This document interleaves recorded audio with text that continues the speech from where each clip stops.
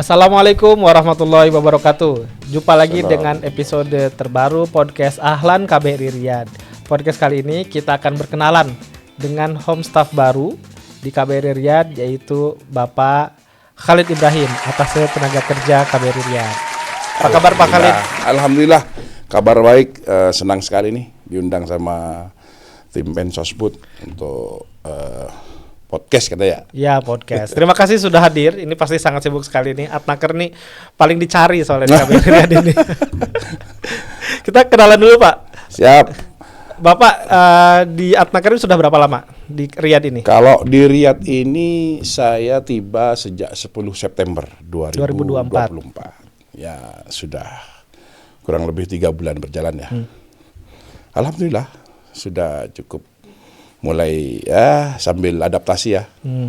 Karena memang pengalaman-pengalaman yang saya butuhkan di sini harus bisa terus berkomunikasi. Intinya kita juga terus membina hubungan baik dengan semuanya. Ya. Pak Khalid ini buat yang tahu, ini orang lama status baru ya di Riyadh ini. Saya kenal beliau ini sudah sangat lama ya, sejak di Jeddah kan, sebelumnya betul. Tugas di Jeddah ya. Iya betul. Nah ceritain dong Pak, di Jeddah. Kalau di Jeddah saat itu kami dari 2021 hingga tepatnya Juli 2024. Di sana ya sama tugas dan amanah yang kami emban saat itu mengurusi ketenagakerjaan. Jadi mendukung pimpinan dalam bidang ketenagakerjaan. Cuman memang kebetulan mungkin kalau di Jeddah itu KJRI ya. Kalau di sini KBRI. Wah, berarti sudah ahli sekali nih Pak. Udah khatam lah ya Saudi ya. Ya enggak juga. Justru saya mau belajar. Karena Riyadh kan beda. Apa bedanya Pak Jeddah dan Riyadh nih? Yang pasti luas wilayah beda. Terus karakter mungkin walaupun sama-sama orang Arab, tetapi di Riyadh ini sebetulnya lebih majemuk ya. Karena memang saya lihat ekspatriatnya lebih banyak dari berbagai negara. Kalau di Jeddah mungkin masih hanya sebatas itu saja. Kalau WNI-nya kan lebih banyak di Jeddah Pak ya dibandingkan di wilayah Riyadh ya. Nah, kalau bicara warga negara Indonesia, kita bicara populasi jadinya ya. Kalau kami melihat dari sensus, bicara persentase itu sebetulnya lebih banyak di wilayah barat. Wilayah Hijaz, wilayah Jeddah. Karena Jeddah ini diuntungkan 2 kota suci ini. Mekah, Madinah ini. Dan akhirnya warga negara Indonesia ini kan lebih unik. Dia itu kalau mencari kerja atau usaha itu lebih banyak di sana sebetulnya. Kalau di sini lebih formal. Lebih formal. Ya, orang-orang Indonesia yang di sini nih lebih benar-benar bekerja pada majikan, pada syarikah atau pada perusahaan-perusahaan, lebih serius bekerja lah bahasanya. Niatnya bekerja kalau kerja dia. Bekerja, iya. Kalau yang di sana yang di barat sama niat bekerja, tetapi peluang-peluangnya mereka bisa mendapatkan peluang di luar pekerjaan yang sesungguhnya. Yang formal. Mungkin ada yang niatnya umroh, kemudian jadi bekerja juga ada juga. Salah satu di antara. Mungkin salah banyak ya Pak, gak cuma salah satu. Banyak ya. Salah ya. banyak. Karena memang di sana itu Mas begini. Targetnya orang dari Indonesia ke sini mungkin secara artifisial itu dia bekerja memang, tetapi kan pada intinya dia mencari uang. Betul. Ya kan? Lah ketika mencari uang akhirnya gimana caranya? Bahasa mereka itu serabutan aja. Nah cuman ini yang perlu harus digarisbawahi kita. Ada aturan ketenagakerjaan pemerintah Arab Saudi yang melarang setiap pekerja itu bekerjanya tidak pada kafilnya. Ini yang harus kita pahami ke teman-teman, bahwa pelanggaran ini ketika mereka sadar, ya mereka harus bertanggung jawab dong atas keputusannya. Ketika mereka yang seperti tadi katakanlah berbisnis itu kan juga ada ketentuan-ketentuannya di sini. Nah itu harus ikut. Ya kalau misalkan dia di sini sebagai pekerja, tapi dia berbisnis, ada resiko dan konsekuensi yang harus Ya, diterima. betul. Ini sebagai pesan juga ya Betul. buat teman-teman bahwa ketentuan-ketentuan di Arab Saudi ini sudah banyak berubah dan sebetulnya teman-teman mereka sudah tahu kalau bekerja yang di luar pada kafil itu adalah melanggar, itu sebetulnya mereka sudah banyak tahu. Tapi ya itu konsekuensinya sudah tahu, akhirnya teman-teman ya udahlah. Banyak yang seperti itu. Cuman kita dari perwakilan wajib terus mengingatkan bahwa hal ini tidak dibenarkan oleh pemerintah Arab Saudi. Nah, ini kita bicara tentang Jeddah dan Riyadh lagi, Pak. Siap. Gimana Riyadh ini? Dingin apa dibanding Jeddah atau gimana, Pak? Ini luar biasa. Makanya saya ini pakai jaket. Saya tadi pagi habis sholat subuh itu melihat HP 6 derajat. Iya. Wah, ini beda. Kalau di Jeddah itu saya paling dingin pagi belasan saja. Itu musim dingin. Iya, musim dinginnya di Saudi ini di Jeddah itu sekitar paling 14-15. Dan itu di sana nggak dingin sedingin di sini, Mas. Di sini mah luar biasa. Iya. Dingin banget. Tajam lah dinginnya itu. Betul. Wah, jadi di Arab itu nggak semuanya panas, Pak ya. Ada kalanya dingin juga ya. Bener, makanya sekarang saya merasakan perbedaan antara itu jelas Jeddah kontras ya. Tapi kalau dinginnya di wilayah Jeddah itu ada yang di atas, Mas. Di daerah Abha sama di daerah Tabuk. Betul. Itu yang Tabuk malah turun salju ya. Tabuk ada saljunya. Tapi saya belum pernah, Mas. Belum pernah ke sana saat tugas di Jeddah belum pernah ke sana. Oh, ke Tabuknya sudah. Maksudnya saat saljunya. Oh, saat saljunya, betul. Kalau di sana sama perwakilan itu kan ada yang reach out pelayanan ya. Betul. Sama di Jeddah juga ada ke wilayah-wilayah. Kan, ya, kalau di sana kita kenal pelayanan terpadu. Kalau di sini Warkons. Ya, warung konsuler. Betul. Enak nih ada Pak Khalid. Jadi bisa membandingkan Jeddah dan Riyadh. Yang bagus-bagus dari Jeddah bisa dilanjutkan. Mudah-mudahan masih bisa berkontribusi ya. Artinya ini demi perwakilan, tidak dalam misi sendiri-sendiri, tetapi ini secara yang lebih umum itu adalah pemerintah Indonesia. Kita sama-sama berjuang, sama-sama berupaya memberikan pelayanan yang terbaik khususnya kepada warga negara Indonesia yang ada di wilayah-wilayah kita. Nah, ini Pak Khalid ini asal daerah di Indonesia dari mana, Pak? Orang mana, Pak?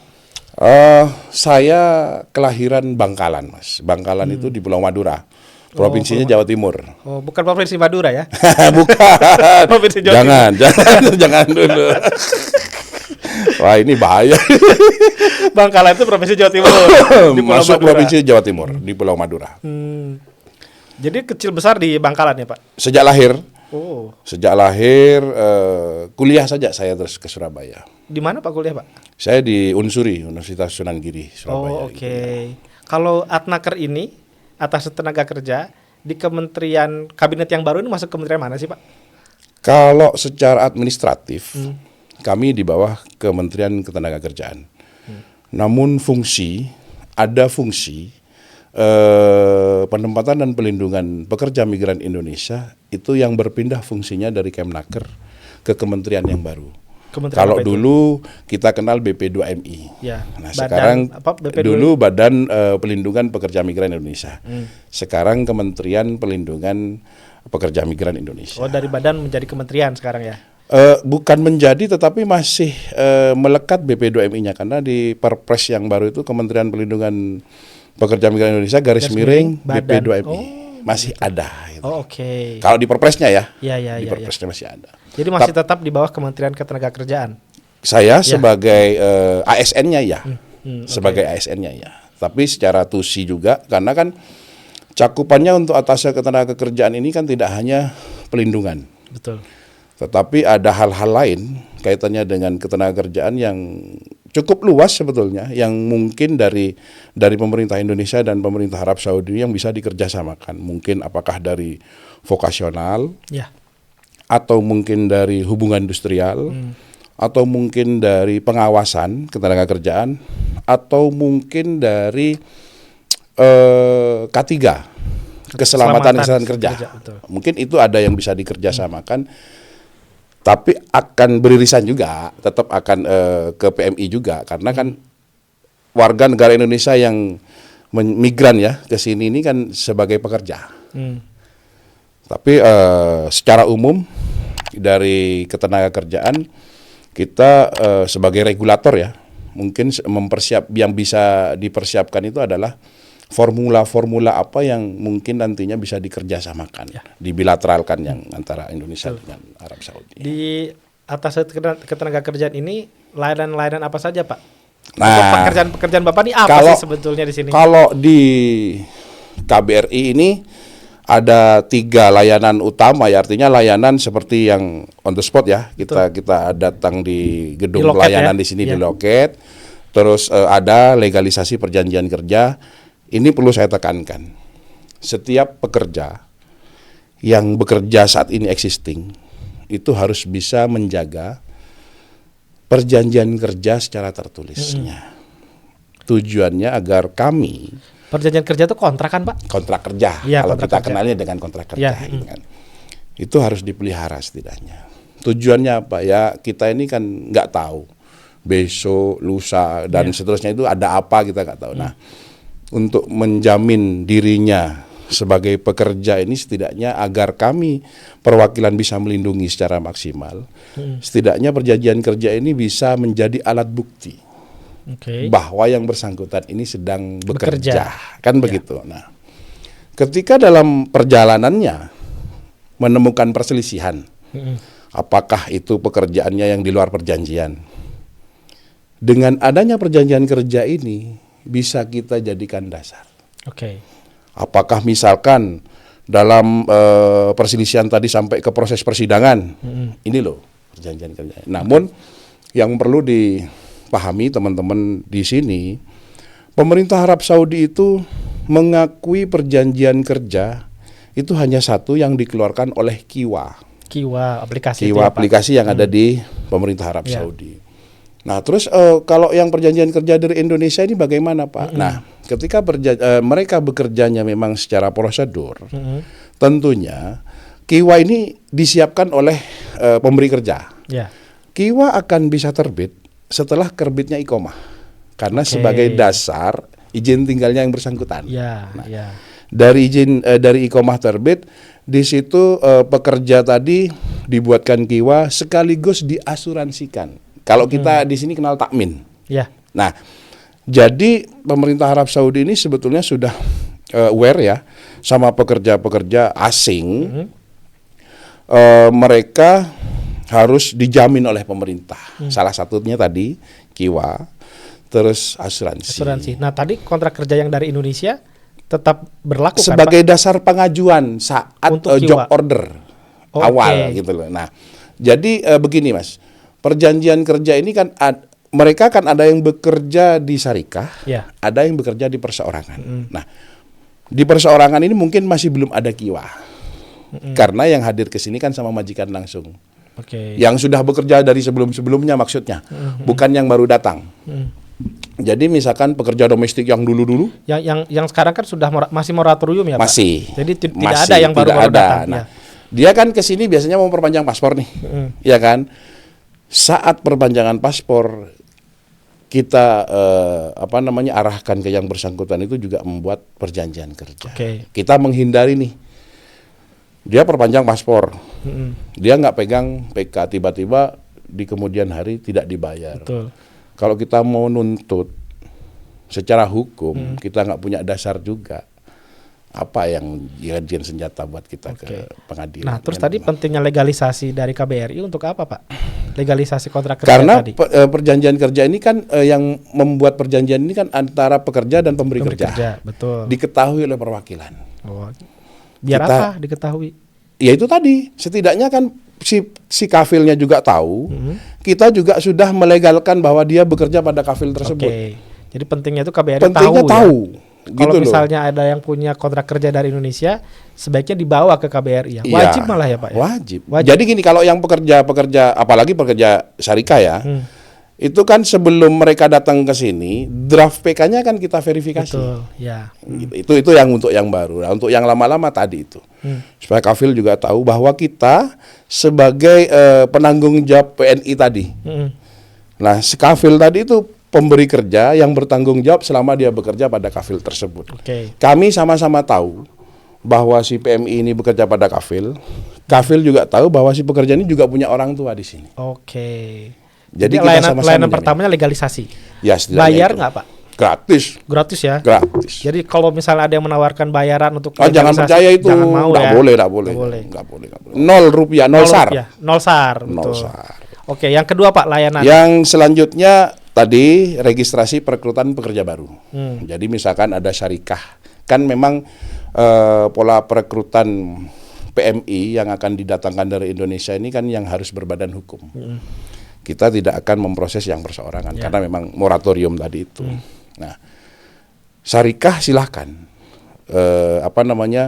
melakukan perjanjian penempatan dengan PT yang ada di Indonesia. Jadi bentuk kerjasamanya syarikah sebagai calon pemberi kerja sama P3MI. Sebutannya kalau di Indonesia itu PT itu adalah P3MI. P3MI. Perusahaan Penempatan Pekerja Migran Indonesia. Itu perusahaan ya Pak ya? Perusahaan. PT yang orang sebut PT yang itu. kita kenal PT itu P3MI. sebutan kami P3MI. Perusahaan Penempatan Pekerja Migran Indonesia. Akhirnya diterbitkan SIP 3MI tadi kan, surat izin perusahaan tadi itu. Ya. Syarikah di sini kerjasama dengan P3MI yang di Indonesia. Misalkan si syarikah ini mau mendatangkan barista. Oke. Nah, si pemohon, si syarikah tadi itu datang ke sini bermohon ke KBRI mengajukan job order atau demand letter karena mereka butuh warga negara Indonesia yang akan dipekerjakan ke sini sebagai barista. Sudah ada orangnya di Indonesia itu yang siap. Di sana biasanya sudah ada. Sudah ada. Karena mereka sudah ada komunikasi nih sama PT-nya. Ya. Saya butuh ini ada nggak? Oke ada. Gitu kan. Ya sudah. Prosedurnya begini, proses ya suratnya ya. Nah, mereka datang ke sini. Nah, langkah pertama yang kami lakukan itu adalah memverifikasi dokumen. Kaitannya dengan sijil tijarinya masih aktif atau tidak ya kan. Dari dokumen tadi sudah verified.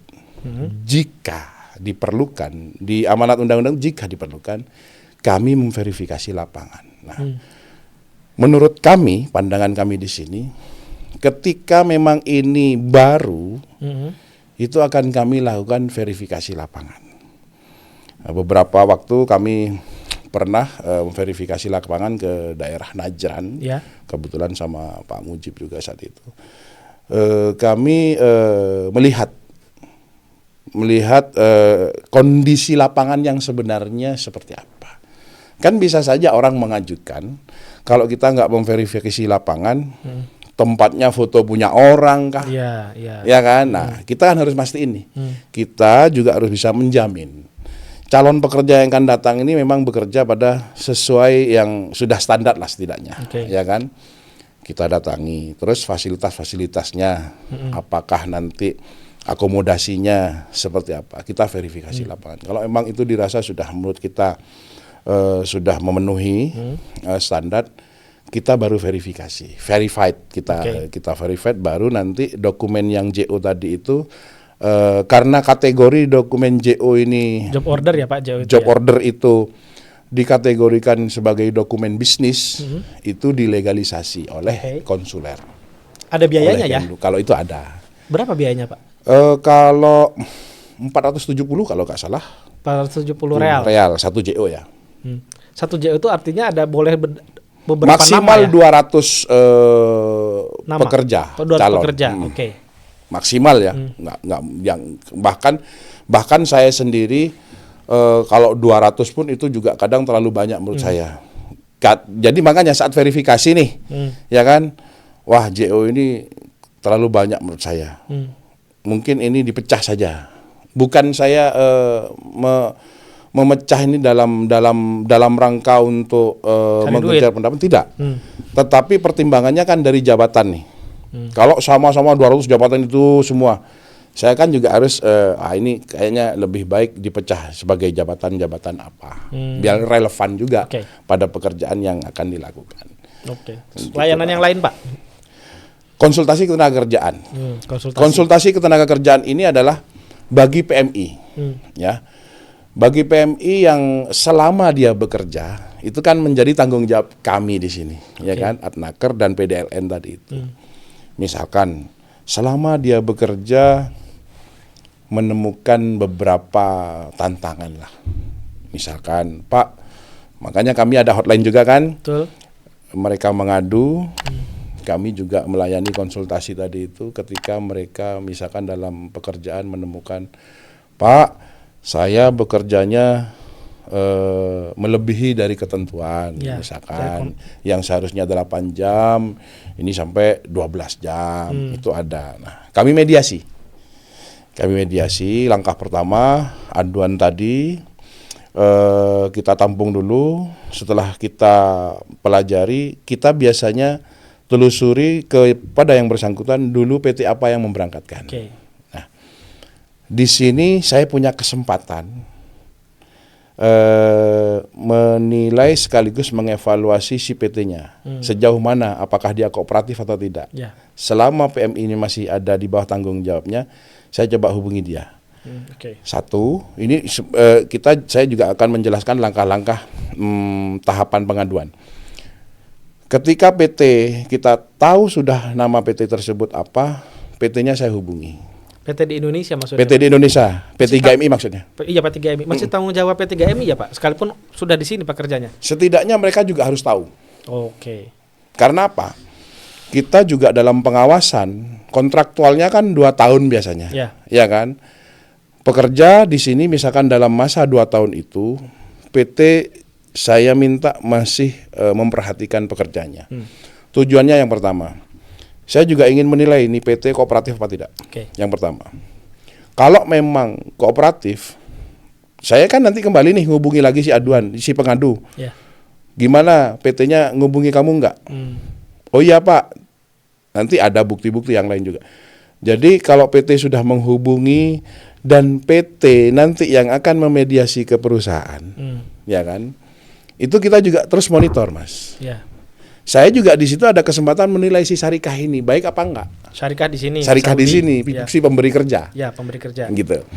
Kalau misalkan PT sudah ada itikat, sudah mediasi, tapi terhenti karena si syarikah mungkin yang tidak kooperatif. Saya melakukan tahap kedua. Yaitu? Tahap keduanya yaitu saya, artinya dari kami, tim kami yang menghubungi si syarikahnya. Gitu. Nah, yang tahap pertama tadi P3MI yang mengontak dengan syarikah Saudi. Kalau mereka sudah selesai, 2-3 ini nggak akan jalan. Saya sudah nggak perlu gitu lah. Yang kedua syarikahnya nih. Ya kan? Kalau PT tadi sudah berupaya tapi syarikahnya yang nggak menunjukkan itikatnya, kami nih, tim kami ke syarikahnya. Nah, si syarikah ini seperti apa? Kan kita terus pantau. Kadang kan si pengadu kita juga terus terus intens ya. Gimana? Ya Pak, ini ada sih syarikahnya begini.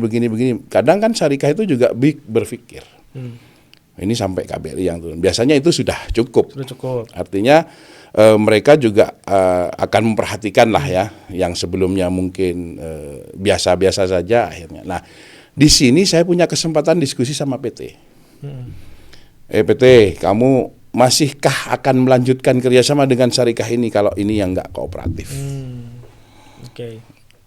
Ini kan kita juga ada penilaian akhirnya kan. Nah, kalau langkah kedua ini masih bandel nih, saya mau nggak mau langsung ke maktab amal, Mas. Karena apa? Udah, kita mau upaya seperti apa percuma, ya kan? Udah, pemerintahnya sendiri aja yang. Nah, ini menarik nih Pak tentang maktab amal. Bukannya ke maktab amal itu harus pekerja yang bersangkutan ya Pak, yang melaporkan ke maktab amal? Bisa. Karena yang bersangkutan online itu loh Pak. Iya, karena yang bersangkutan itu sudah ada absir kan. Iya betul. Nah, yang bersangkutan itu bisa mengadukan ke maktab amal. Secara individu ya? Iya, secara individu. Tetapi kami juga berpesan di sini, ya, kami berpesan ke teman-teman. Silahkan, kalaupun memang langkah itu bisa Anda tempuh. Tetapi saya harapkan sampaikan juga informasi itu kepada kami di perwakilan. Kalau misalkan proses itu berjalan sampai masuk ke persidangan, ke maktab amal tadi. Di maktab amal tadi itu kan sekarang bisa sidang online. Oh gitu. Iya. Nah, silakan minta pendampingan ke KBRI. Ngajukan pendampingan ke KBRI. Karena khawatir nanti ada kendala bahasa yang pertama.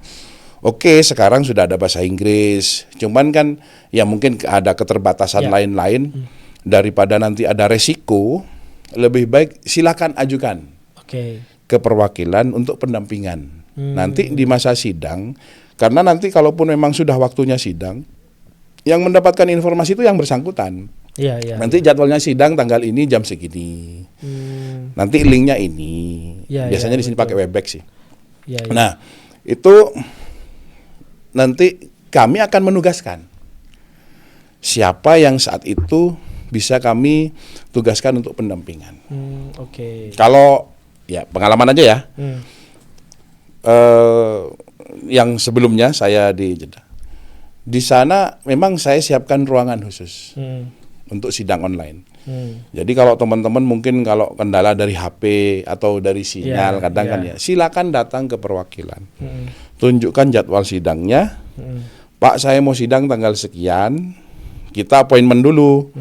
Tanggal sekian jam sekian. Oke, ya sudah nanti baru kita tugasin ke disposisi ke siapa. Itu waktu di Jeddah kemarin tiap hari ada sidang atau gimana, Pak? Hampir setiap hari ada. Laris berarti itu. Hampir setiap hari ada. Iya. Bagus juga kalau di sini bisa dibikin begitu ya, Pak. Setuju saya. Setuju. Jadi memang ada ruangan khusus. Ya hanya webcam ya. Iya, webcam. Webcam, aplikasi kok Webex itu online kok. Terus monitor. Ya tertutup yang jelas ya, biar tidak terganggu ya. Kalau sampean dulu waktu ke Jeddah ada di bawah ruangan, ada ruang layanan advokasi di situ. Iya, di Yandu ya, di Gedung Yandu. Iya, di Gedung Yandu semua. Pelayan di Gedung Yandu semua. Nah, mungkin di sini nanti ya sambil berjalan lah, Mas. Sambil berjalan mungkin ada apa yang bisa saya beri masukan. Ya. Bisa lah nanti kita. Jadi sebaiknya memang didampingi, Pak ya. Jadi kalaupun langsung daftar sendiri ke maktab amal bisa. Selama dia pede aja ya. Kalaupun istilahnya nanti akan ada bahasa-bahasa apa yang istilahnya akan mengerti semua ya silahkan. Takutnya kan ada bahasa dalam persidangan mungkin akan menggunakan bahasa resmi kalau bahasa Arab. Ya. Kan kalau mereka mungkin masih belum tahu kan juga akan mungkin kalau menguntungkan kalau merugikan. Iya kan. Terus misalkan nih ujung-ujungnya disodorkan suruh tanda tangan yang kita nggak tahu nih isinya apa. Tulisannya bahasa Arab semua. Tulisannya bahasa Arab tiba-tiba yang kita tanda tangani merugikan kita. Nah ini kan hal-hal itu juga perlu. Nah itu cara konsultasi tadi kan kalau lagi bahas konsultasi itu kemana Pak? Pakai WhatsApp bisa nggak? Ke saya bisa pribadi sih Mas. Selama ini ini teman-teman juga sudah banyak yang pribadi. Boleh di spill Pak nomor Bapak. Nomor saya, oke siap.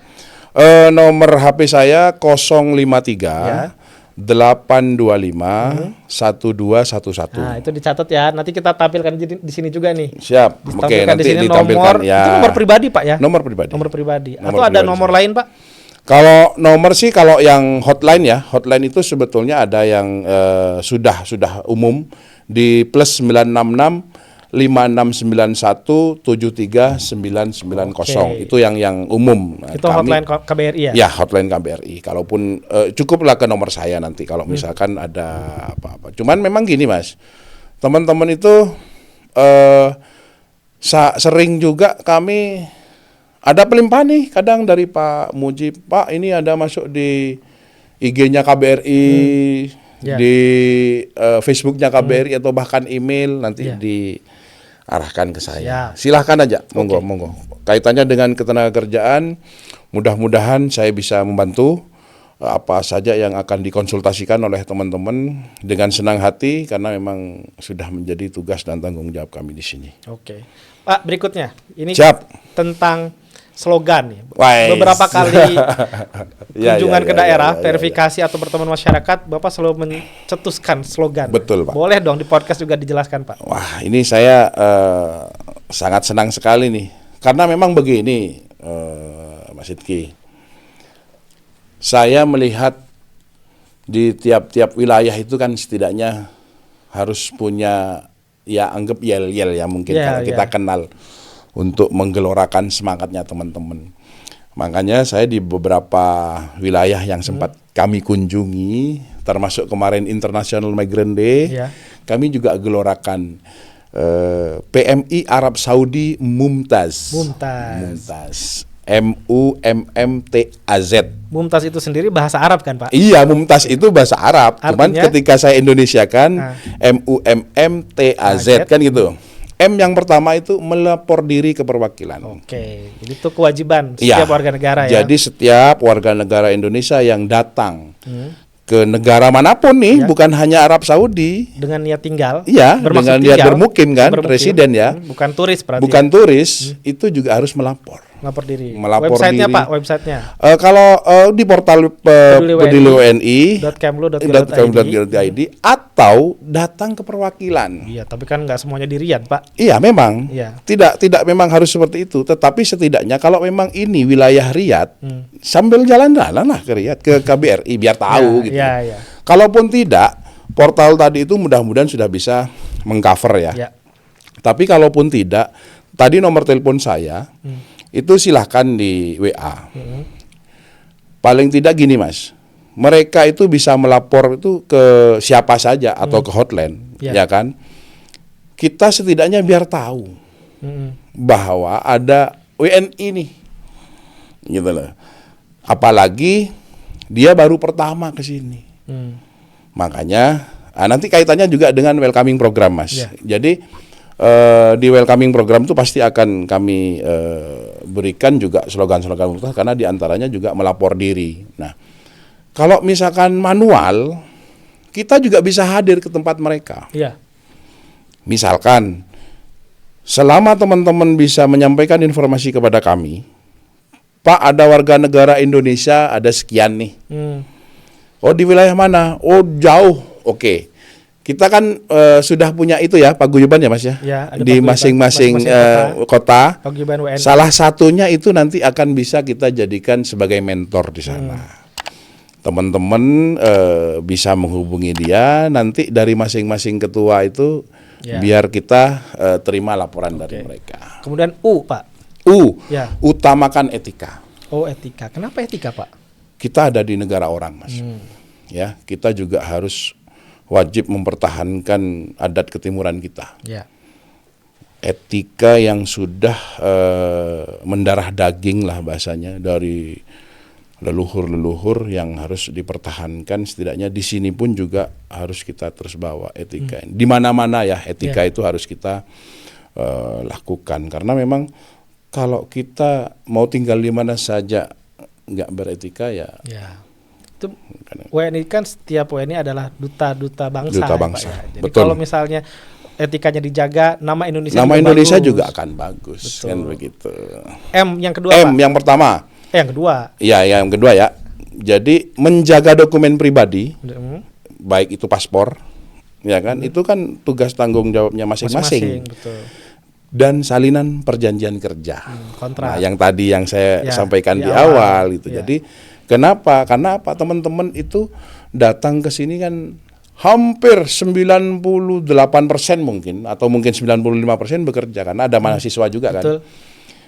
Itu kan pasti harus punya salinan kerja. Tujuannya ya tadi itu, supaya kita bisa memberikan pelindungan yang maksimal kepada yang bersangkutan.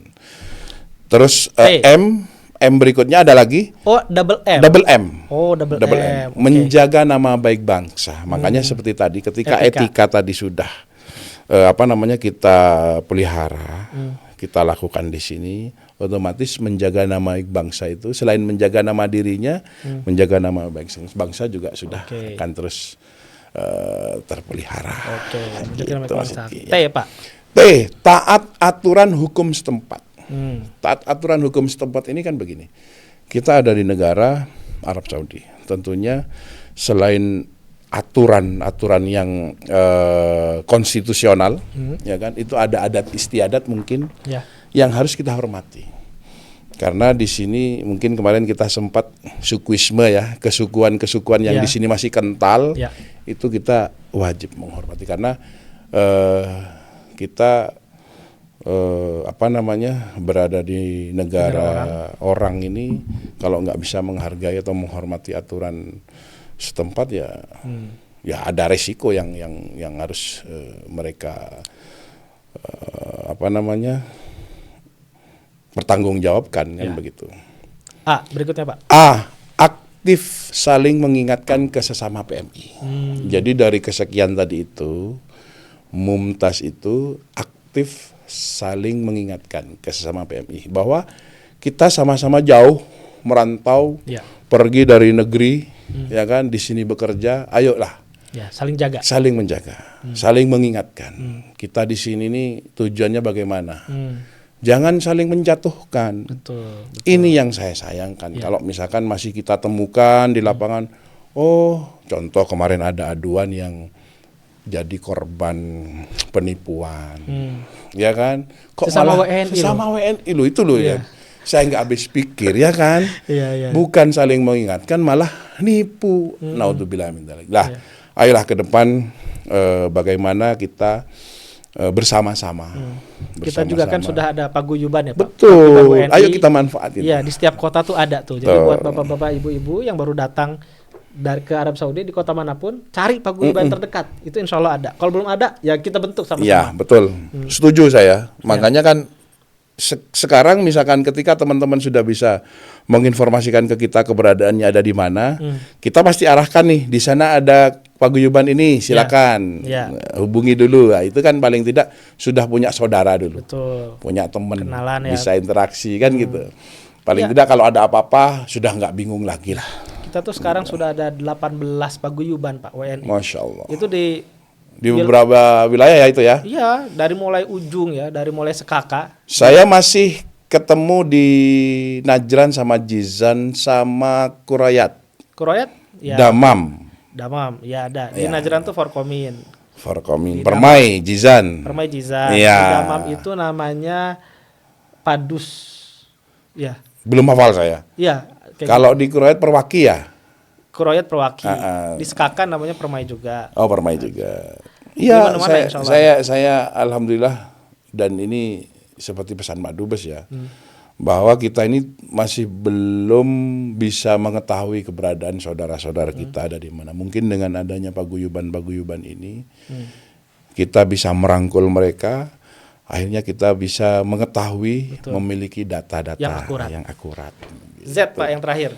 Z itu target Mas kita, zero case. Kalau dari kesemuanya tadi itu bisa kita sama-sama. Oke, untuk permasalahan sampai kasus yang 0 itu kan tidak mungkin. Sekarang ada berapa sih Pak kasus? Aduh, saya nggak. Zero tuh target kan? Betul. Target memang nggak akan mungkin ke zero, tetapi setidaknya kita bersama-sama menghindari dari masalah dulu. Jangan membuat masalah. Ya, minimal diri sendiri. Minimal diri sendiri gitu loh. Kalau kita sendiri sudah bisa menargetkan diri kita untuk zero case, nggak bermasalah. Contoh kita nih dalam perjalanan mungkin sebagai driver. Sekarang sudah banyak aturan-aturan lalu lintas yang baru nih, yang menerobos lampu merah sekian, mukhalafahnya, dendanya, ya kan? Nggak pakai sabuk pengaman, main HP. Itu kan kalau kita sudah bisa nggak bikin masalah, itu kan sudah menyelamatkan diri kita sendiri. Akhirnya zero case tadi itu kan bisa terpenuhi pada dirinya dulu. Terlepas di luar itu masih ada, ya udahlah jangan ikut campur. Ya kan? Kalau bisa kita tadi saling mengingatkan. Supaya target kita tadi itu bekerja di sini memang betul-betul murni, yang sejak dari awal kita ingin meningkatkan kesejahteraan itu bisa tercapai. Jadi tujuannya tercapai. Iya, tercapai. Sini cari rezeki kan Cari Pak rezeki, ya? halal, berkah. Bukan cari masalah ya. Jangan. Masya Allah, benar-benar. Ya Allah, ini. Apalagi nih Pak? Tadi sudah, cuman welcoming program ini begini Mas. Saya ingin menyampaikan bahwa pemerintah ini menugaskan, atau di perwakilan ini juga punya tugas dan ada beberapa tanggung jawab yang mana mendata warga negara Indonesia. Kan begitu. Saya sempat mencatat di PP nomor 10 tahun 2020. Kalau nggak salah di pasal 29. Jadi atasnya Ketenagakerjaan atau PDLN itu memberikan pembinaan kepada PMI.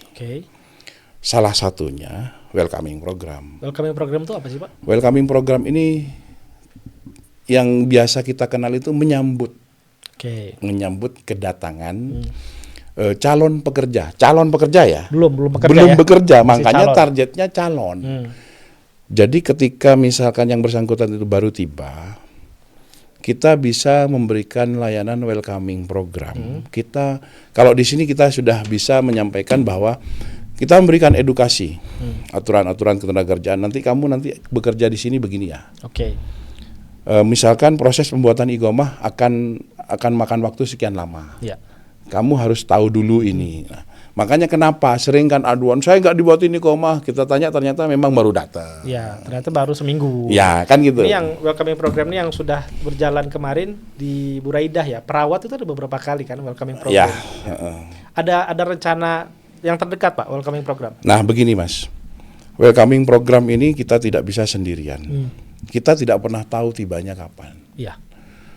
Kalau dari amanat undang-undang itu sebetulnya harus terintegrasi antara Sisco P2MI yang dari Indonesia, dari BP2MI itu sama Sisnaker yang di Sisnaker sama portal peduli WNI.